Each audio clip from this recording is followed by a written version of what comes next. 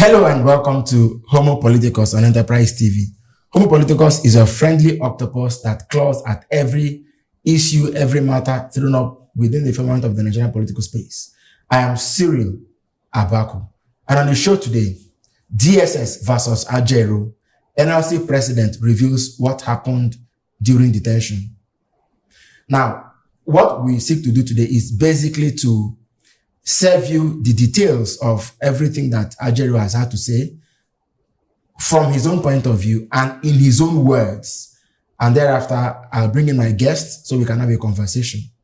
Now, this is it. Details of the ordeal that President of the NLC, Joe Ajaero, faced while he was in custody at the DSS are now out, at least from the horse's mouth.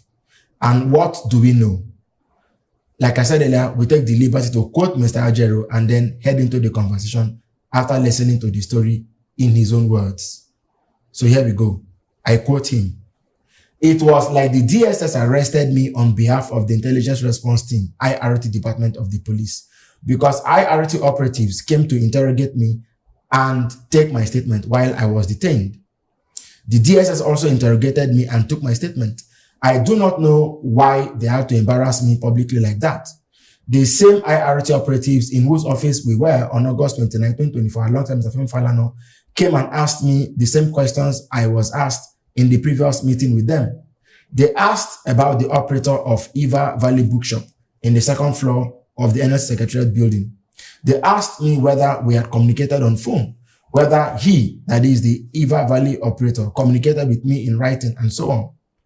They also asked if I know the protesters, that is hashtag #bad governance or hashtag #hunger protesters, especially Ele Ojo Okpaoluwa as staff of the National Union of Electricity Employees, NUEE. I told them I knew him because I employed him at the NUEE. They equally asked about the Labour Party, whether we are running the party. I told them we do not run Labour Party, but that we are a trustee of the party. I also told them that the Labour Party they see today was founded when Adams Oshomole was president of the NLC. He also meant, well, this is what Ajaero also said regarding the airpiece issue. You know, basically he mentioned inquiries about the previously settled issue with airpiece, and this is what he had to say. They asked about the issue of airpiece, which we had settled since last year. He expressed further, Ajaero also expressed frustrations over what he perceived as a pattern of harassment in these words. And I'm quoting now again. "It is like the secret agents are searching for evidence on how and what to nail us with. That is why they've continued to embarrass, persecute, intimidate, and do whatever they like to cow us." End quote. My guest in the studio today is Mr. Emeka Madunagu. He is a familiar face on this program, but of course, he's more than enough to also put his teeth in the meat. Emeka, welcome to the program. Thank you very much, and hello, viewers. Seeing what we've seen and hearing what we've heard, are you as worried as Ajaero is? Well, it's not unexpected, because you see, when an administration has lost focus from day one, you know, like they say, they hit the ground running so hard that everything shattered in pieces. So I'm not surprised that what they're doing now is, you know, like they've placed their hand on the panic button, you know, and they're just fighting on all fronts instead of facing the issues, you know, that Nigerians have to contend with, particularly as regards their welfare, as regards their well-being, you know, which the Constitution places on the shoulders of the government, that the government shall ensure the security and well-being of the people. But they have lost sight of it because they didn't come into government to turn Nigeria around. It was just that, but it is clear. I mean, look at all that we've been hearing concerning NNPC, concerning different things, all kinds of stories, go this way, go that way. They had no blueprint. So even what they've been doing also has been to be living in denial that, Buhari left a near dead nation. As if President Bola Tinubu was not the national leader of APC. As if he was not as if he did not play a pivotal role in Buhari's government. Remember, former Minister of Finance now, Kemi Adeosun, was openly quoted, publicly quoted as having said that Tinubu was the one giving them economic prescriptions. He was the one telling them what to do, and they were following his advice. So now that he is in power, he cannot implement the very things he was asking. He was said to have been asking. Was he merely sermonizing or pontificating, or he was just being like you see, it's easy, to have this this idea that you are looking at the situation from an Olympian height until you descend to the level of the situation, and then you find out that you had a distorted view. Just like Dr. Ruben Abati of Arise TV said the other day, that this idea of Milokon, our Lokon, or just empty air. And so what are they doing? Trying to, find sufficient distraction, from the real issues. And what is it? That their policies have bottomed out the economy. Their policies have ruined the economy. Turned Nigerians into beggars, turned Nigerians into mendicants in their own country. That, you had end bad governance process, for which any sensible government should have bowed his head in shame and tried to say, how do we meet, which you've heard eminent Nigerians telling them, why not try and implement all this? But what have they done? They've even become more brazen. The Emilio conspiracy now, which made Tinubu from day one, scatter everything in the economy. Yes, now. So what do you expect? So that arrogance, that we can do what we like. If you complain, we have power to lock you up. But you have power to lock people up. But you won't be there forever. Because, as we still remember in this country, there was Muhammadu Buhari with his Decree 4, Decree 2, and all kinds of decrees. Who was thrown out? Where is his deputy? Tunde Diagbon today. Where is he? Or you go to Babangida, or you go to Abacha. So make them, the thing is this.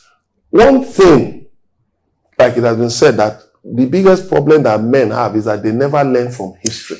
Emeka, somebody said the other time that if there was a case against Ajaero, do the proper thing. They don't have any case. Sorry to interrupt you. They don't have any case. It's very clear. Yes. So if you arrest an individual, you can declare him a suspect or you let him go. But if he's a suspect, then you formally accuse him of a crime, then you charge him to court, and then you prosecute. But in this case, they are not charging him to court. He doesn't look, this is just arrest, like you said, embarrass him, and then later on you release him. What are they really seeking to achieve here? Nothing. It's just the ego of some people. That's all. Just to massage the ego of some power-drunk politicians in Tinubu's administration. That's it. We saw all this during Abacha's time now. Tinubu is just playing the Abacha script. Go and check it. Look at. He just played the Abacha script. And his advice to step back from it. Because it won't do him any good. What Nigerians demand is a quality, they want a good quality of life. That's what they demand. So all of this, the IRT, the Intelligence Response Team, was set up to, investigate issues around security, all these headsmen and all of the criminal headsmen and all of that. You have an anti-terrorism unit, but now the IRT is being used to usurp the work of the anti-terrorism unit, for which Buhari spent millions Nigerian money training people abroad in Belarus and the rest of them. Yes. It's in the presidency. And then look at the embarrassment we had concerning the former head of the IRC. Look at all that was said. The incident in Taraba State, the unfortunate incident where some gallant members of the IRT, lost their lives because of, what has happened? Wadume and the whole... What has happened to Wadume? Nothing. He was released and, he returned home to a hero's welcome. So those gallant officers of, who attached to IRT died for nothing. The day I read that thing, I shed tears because I said, when too much politics gets in the way of doing the right things, that is why you have, mishmash. You just have a cacophony of voices. Emeka, we're going to come back to the substance of the matter involving Joe Ajaero. But for a moment, I caught something in what you said. Power-hungry politicians in government. For those who like to see themselves as government insiders and who like to exonerate Mr. President and say the president wasn't even aware. This is just the handwork of a few people who are disgruntled, like you're saying, who have a Scott to. No, power drugs beginning from Tinubu. No, I know, but let's just play the devil's advocate, assuming the president didn't also know. Who said? And I'm assuming. He was in China now. He talked about the fuel price. He said you must have heard about the fuel price. Yeah, so but could we help it? No, that's where I'm really going. The president was in China and it was in his blind side that this happened. So maybe the president didn't give the order, but it came from the presidency. Shouldn't we even be worried that perhaps a handful of people have hijacked goings on in government and can perhaps go behind the president's back and do certain things? And where does that leave the rest of us? No, there's no doubt about it. Every administration has such overambitious people, But the fact of the matter is that, as can be seen and has been heard from Tinubu in public, he's fully aware of everything going on in his administration. If there are some things that slipped through his fingers, well, those ones are just incidental happenings. But you see, so if we are to list Ajaero's ordeals or his current travails in that margin of possibility that this happened without the president's knowing, shouldn't we be worried enough? No, Tinubu has seen Ajaero as a threat. Oh, I see. It's clear. And let me tell you something too. I wasn't surprised when I saw the Labour Party mentioned. All of this is about 2027. They deploy Wike to destabilize PDP. Now they are looking for ways to destabilize the Labour Party so that Tinubu will be heralded into 2027 as a sole presidential candidate. All of this, yes. Forget all of this in bad governance. Do you know Palua, Eleojo? Do you know this? All rubbish, nonsense. They know what they are doing. These things are. Look, let me tell you one thing. At least part of my journalism career was spent under the military. And we saw all of these maneuverings and everything. The same things. The same things. Trying to use the same playbook. But you know what? Like they say, that, say monkey feet jump from tree to tree now because tree close, they close. That's all. This idea that politics should be used solely for for self-aggrandizement is at the heart of Nigeria's problem today. It's not difficult, you see, to resolve all this economic problem. It's not difficult.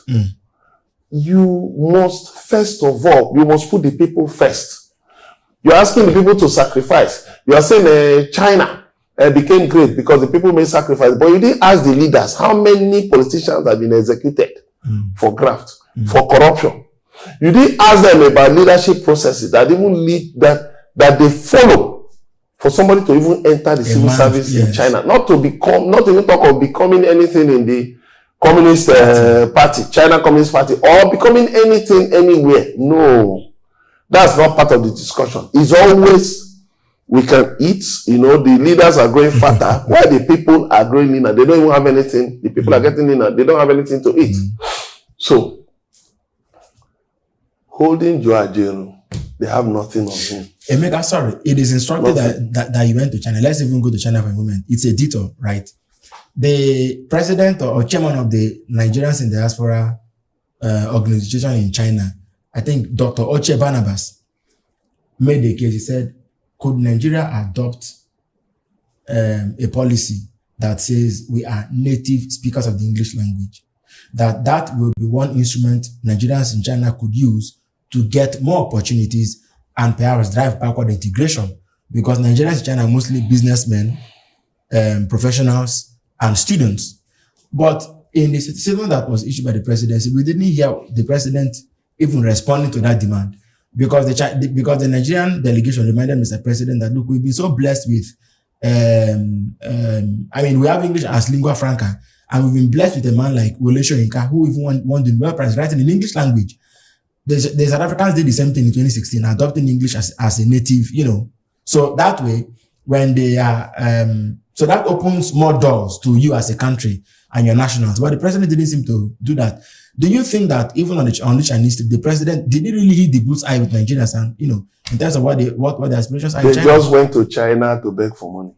That's all. To beg for more loans. I see. That's all. You see, these are the issues that define a nation.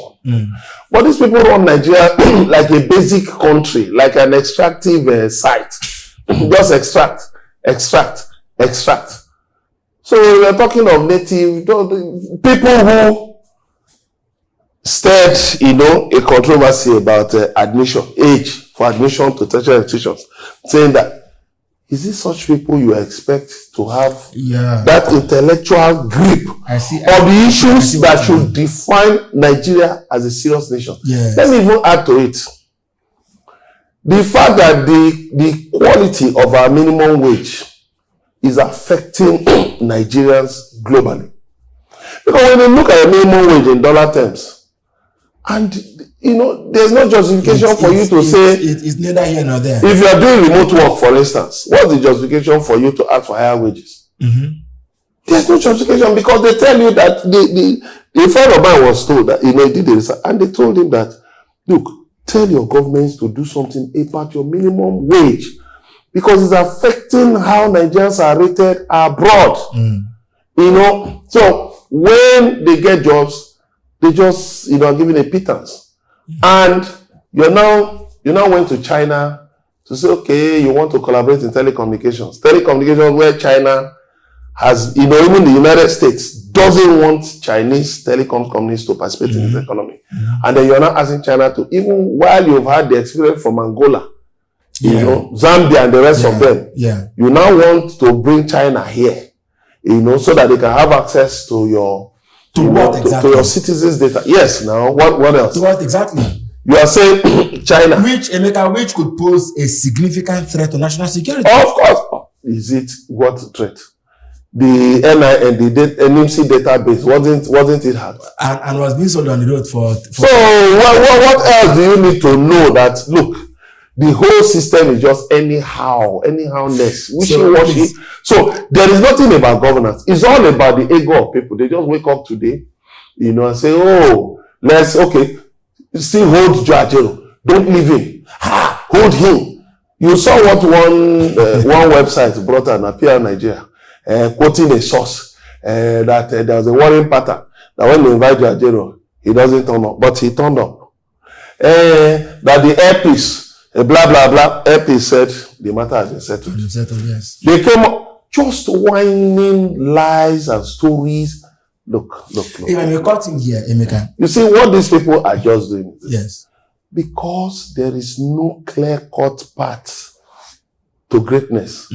So they are groping. Power supply is not there. Food is not there.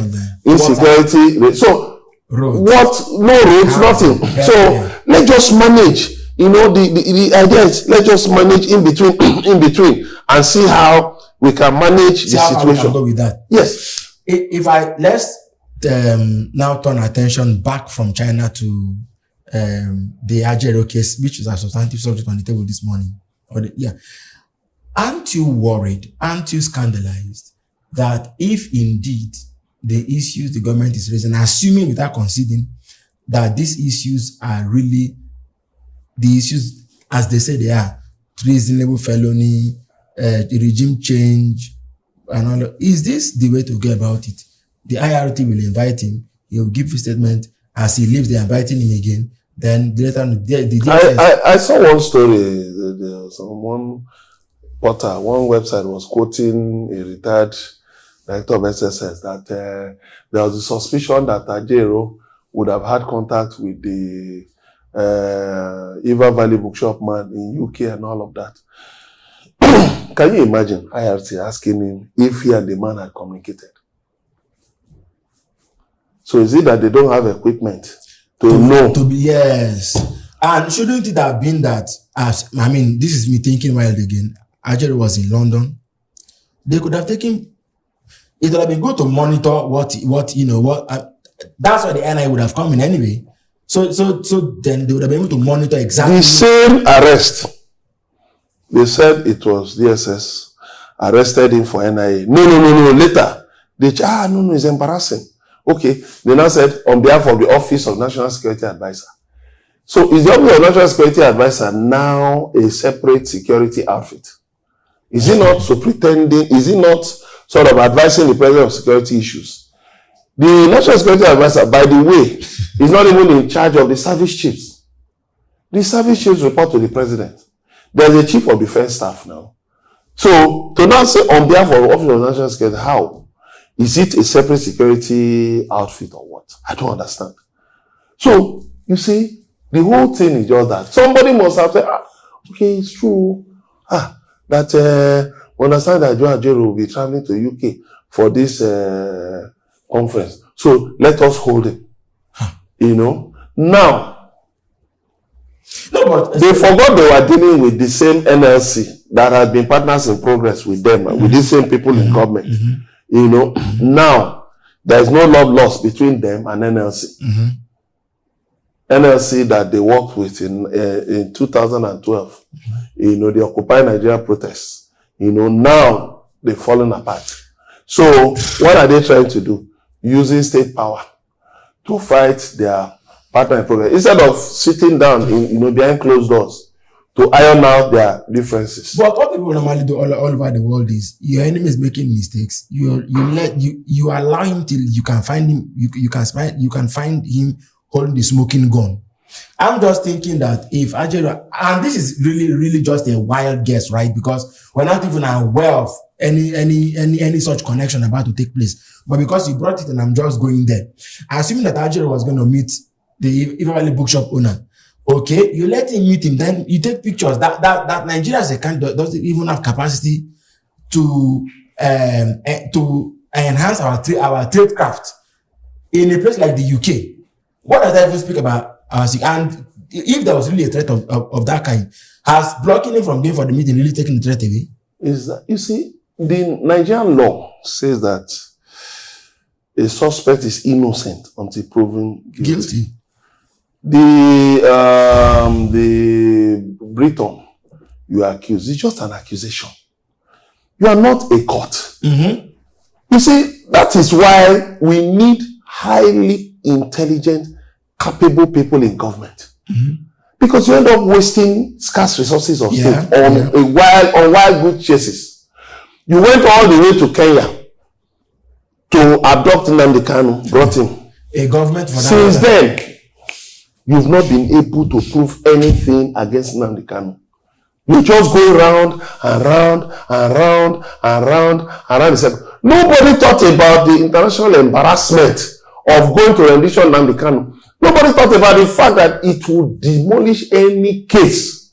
Nobody thought it was just the ego of Muhammadu Buhari had to be. So whatever it took, even if it meant Nigeria breaking international law, break it.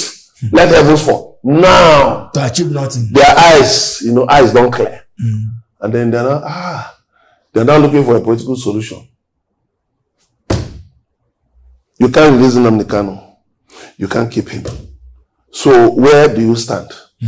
Then that's not enough. You are not trying to put your hand to Simon Ekpa.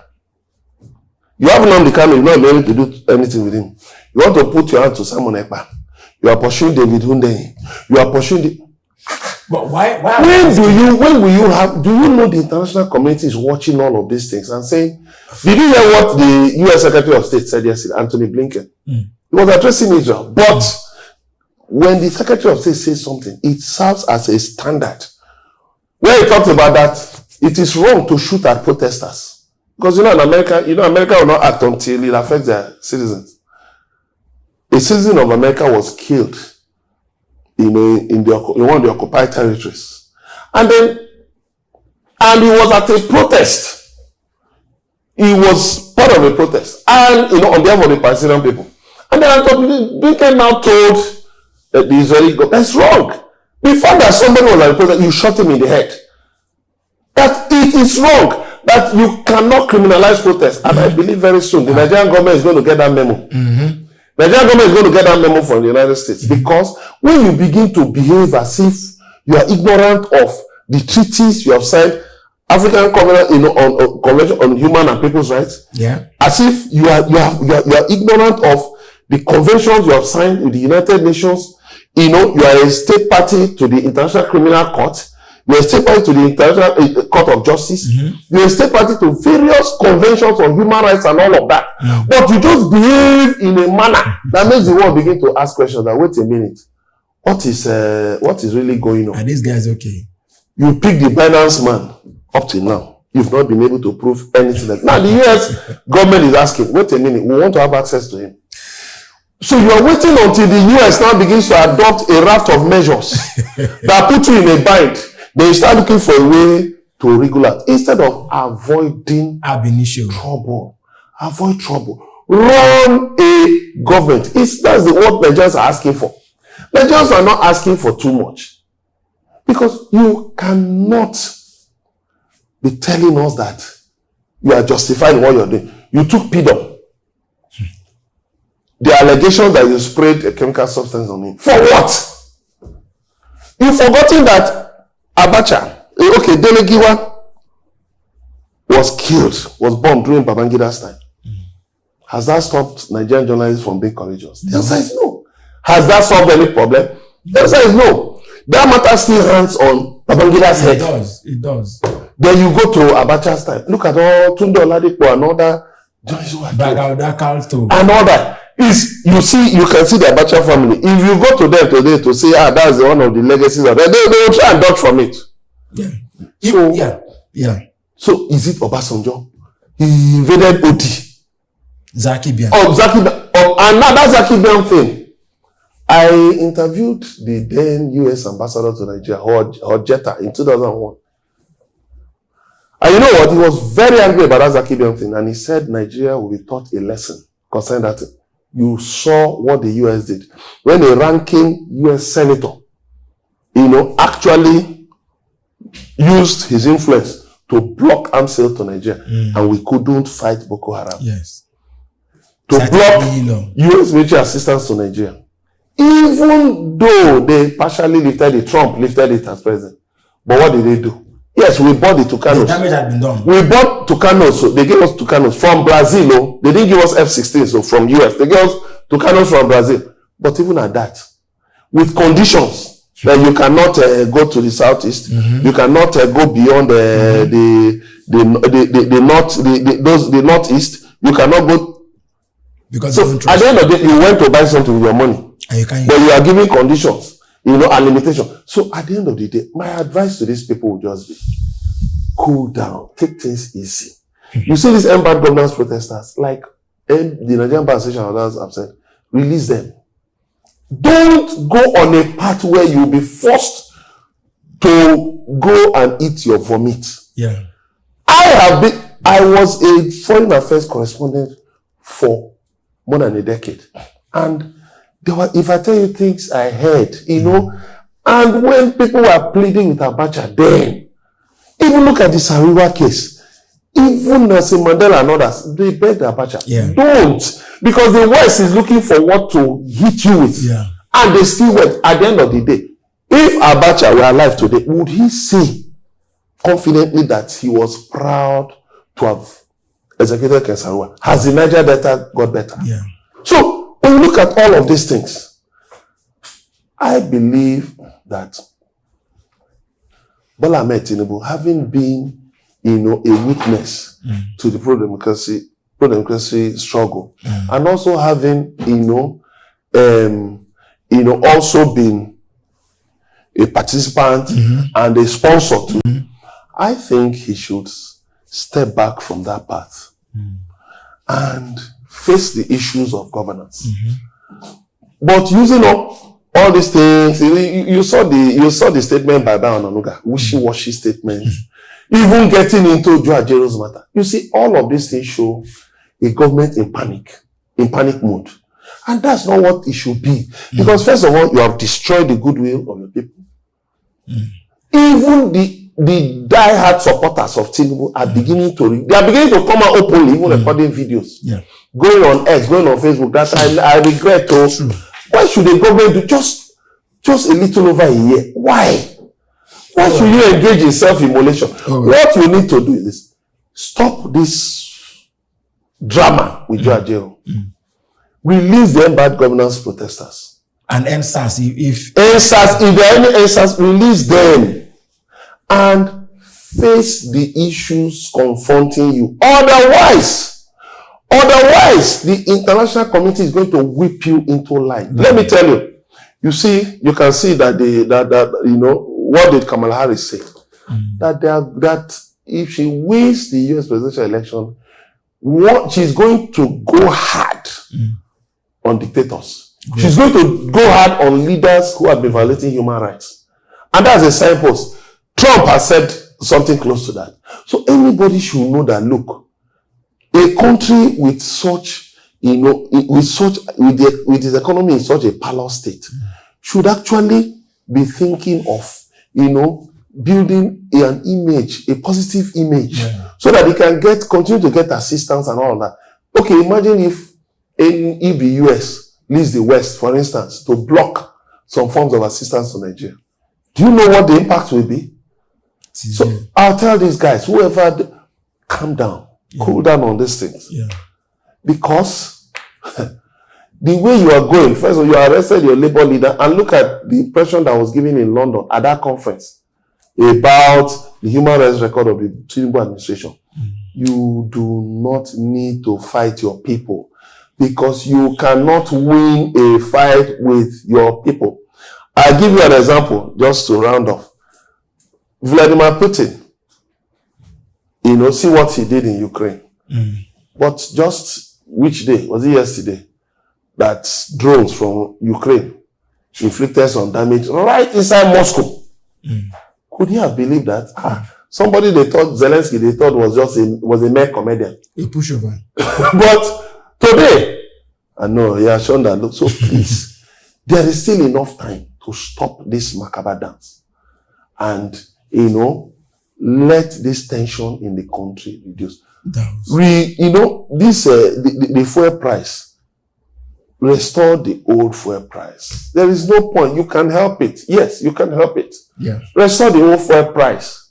And, all the other things. And then mind your reckless borrowing. You're not borrowing from China. You don't want to borrow from China. Chinese loans are not cheap.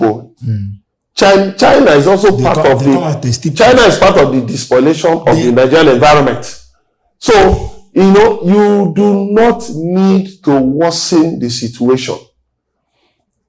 Like as they said, cut the cost of governance. Yeah. Sell many of those jets on the presidential fleet. Very true. Even if right now we don't know how many they are. And let us have, a saner policy. There's enough time to do it. And I hope they will listen to the advice. Because like they say, look, the people will always prevail in the end. Great. Emeka, this is a fine place to drop anchor on Homo Politicals today. But I must thank you most sincerely for your time, your commitment, and your ceaseless passion for Enterprise TV and for Homo Politicals. You've helped us to make very deep sense of all of what is going on in our country today. And that has been our package here on Homo Politicals. We've been talking what Joe Ajaero went through when he was in the custody of the cases for about 16 hours on Monday. And I mean, it's only natural to ask these questions, especially in light of Mr. Ajaero coming out to tell us what everything he recalls about his encounter with the DS on Monday. So that's our package for today. You may watch a repeat episode of the program on YouTube, but for now, we urge you to check out our page across social media. We are at Enterprise TV 7 on Facebook, on Twitter, on X, on YouTube, and everywhere else. Do well to subscribe and watch all our content as much as you can. Until Homo Political comes away again, I'm Cyril Abakan saying ciao.